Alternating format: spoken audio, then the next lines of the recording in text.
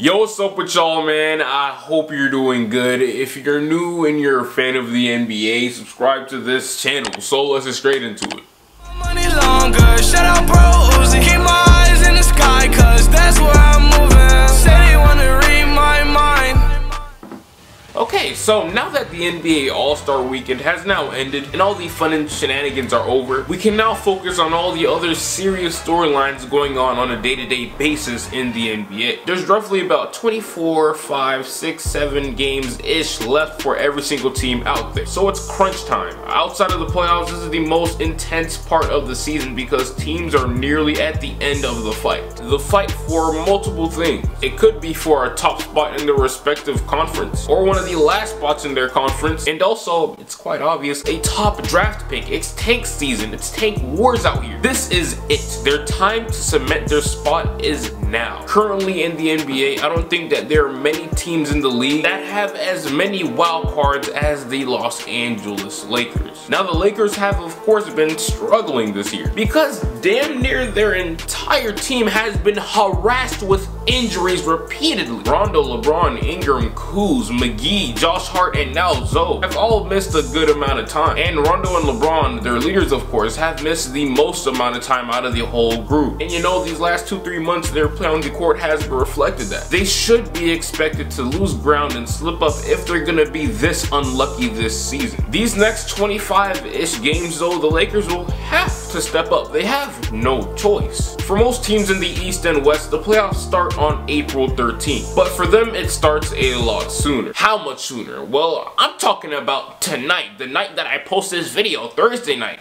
Probably. The reason why their season is basically on the line right now is because of that one team in Cali, the one who's basically been a joke these last 10 years, the Kings. They are a wild card, a wild card. Not only for the Lakers, but for another team as well. The Kings have been absolutely spectacular by their standards, and they literally just added another key piece within these last few weeks. Harrison Barnes. That man could help them secure and lock up a playoff spot. Now, the Kings are literally the only team in the Lakers' way for that last spot in the Western Conference. Nobody else is threatening the Lakers. Not the Mavs, Pelicans, T-Wolves, or Grizzlies. The only thing stopping them from this point on are the Kings. Now that the Clippers, you know, basically got themselves up out the way from all the smoke, it's basically a two-man race for the last spot. This All-Star break honestly couldn't have come at a better time for LA because of the entire Anthony Davis fiasco, if you want to call it that. You know, these dudes, Ingram, Zoe, Kuz, Hart, and Zubac at the time, how old are they? They're like 21 and 23 years old. They're really young dudes, and 9 times out of 10, they're just a few years older than me and you. And like a lot of normal young people, they be on their phones a lot. They be seeing what's going on. They notice and pay some type of attention to all the big lead stories going on that me and you are able to see. If you were them and put in their position, and you found out about every single piece of information that was supposed to be confidential but ended up being leaked. But let's be real, how would you feel if you saw that your team put your name a part of all these trade rumors and every single piece of information that was supposed to be confidential ended up leaking? So it's not only, you know, you who saw it, everybody saw it. So on top of the trade deadline bonanza, what do people call that? Bonanza.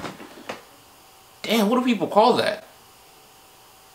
So on top of all the trade rumor commotion coming in, they were of course also going through injuries and hella adjustments because guys kept on going in and out of the lineup. See, I'm not even gonna lie, and you can't lie either. If I'm Ingram or Kuz and see my name involved heavily in trade rumors, I am not playing hard anymore for the Lakers because at this point they just killed my whole vibe. So anyways, of course, the first wild card for the Lakers are the Kings. If they elevate their play, which is possible now with Harrison Barnes, so the Lakers will literally have no room for error. They already are placed in a tight spot as is. De'Aaron Fox, Buddy Hield, Bagley, and you know, the rest of the guys are really talented and are hungrier for the Lakers, I'd say right now, for success. And the combination of those two things could create a scary outcome, but maybe, just maybe not so deadly of an outcome for the Lakers. Okay, I think I just sounded really stupid just then, so let me elaborate.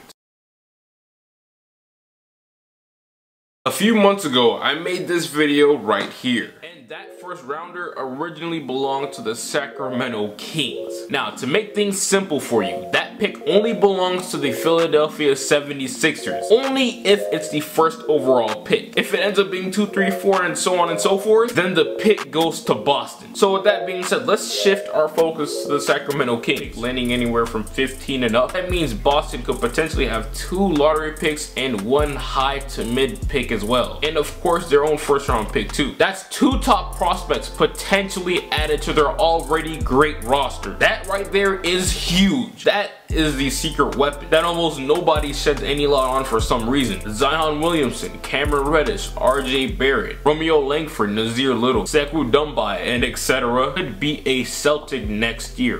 What a weapon.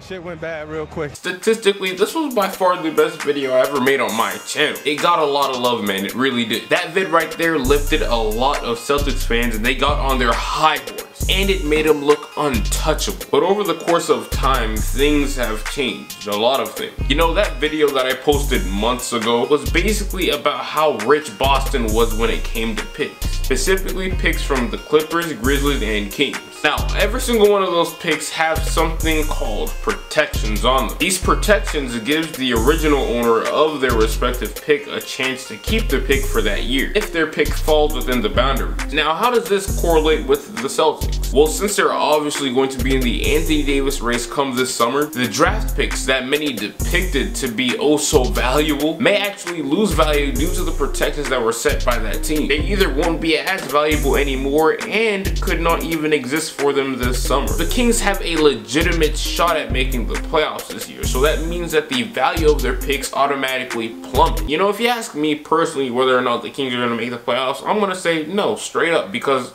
you're dealing with LeBron James here. Postseason Bron's gonna end up scheduling an appearance much earlier than expected. Just how enticing is a late lottery pick in a draft where scouts say that it isn't so deep? A lottery pick is a lottery pick, don't get me wrong, but it's not as valuable at all because of how weak this class is, and also the Kings aren't cheap. And in this year's draft, you know, it's stacked to the tippity top. So that's one pick that has lost value. The next pick belonged to the Clippers. And as we all know, they basically punted away the rest of their season. They got rid of him because they valued their future way more than just a measly playoff appearance. If the Clippers made the playoffs this year, then they would not be able to get that mid-first round pick that they would receive once they get bounced out of the playoffs. But now that they're intentionally trying to suck, they get to keep their pick because they're going to be in the lottery. So now that's essentially one pick gone and another that has lost value tremendously. The last valuable pick that was in store was coming from the Memphis Grizzlies. The Grizzlies suck. They, just like the Clippers, botched the rest of the season and traded away their star player in order to keep their pick. And instead of facing the inevitable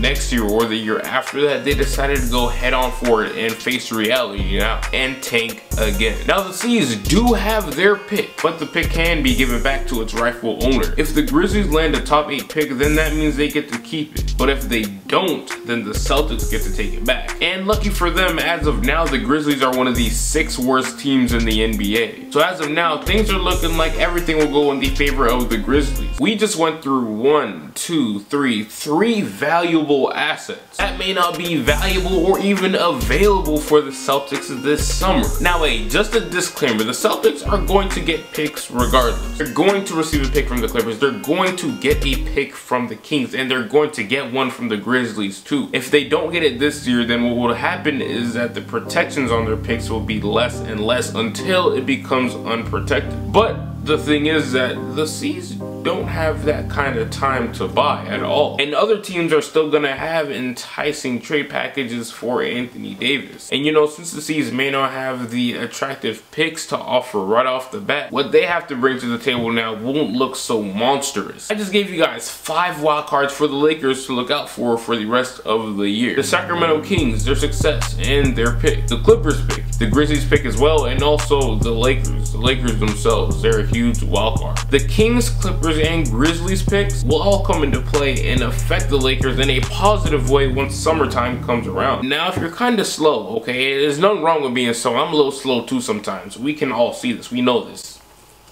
If you're not putting the pieces together, that basically means that the Lakers will have a much better chance, again, at getting AD. The hopes are still alive. But okay, that's not important right now. The whole AD situation is dead until further notice. What's more important right now though is the run that the Lakers have to make. Zoe was rumored to be back in early March, I believe. And yeah, that's cool and all, and it's great news. But the Lakers cannot wait until he gets back to go streaking. They need to do what they do now and go on a run. Ever since Zoe went down, their defense has been atrocious. They need to get it together and come together before it's too late and the season comes to a disappointing end. BI these last few months has stayed 10 toes and has improved his play, and Kyle Kuzma has too, but he's just been streaky and inconsistent. But of course that's expected because, you know, they're young players. But sadly, you know, it's LeBron time, LA Bron, and that's something that he is not good with because of the expectation that has been placed upon his shoulders. Dude is trying to build his legacy, add even more to it, not tear it down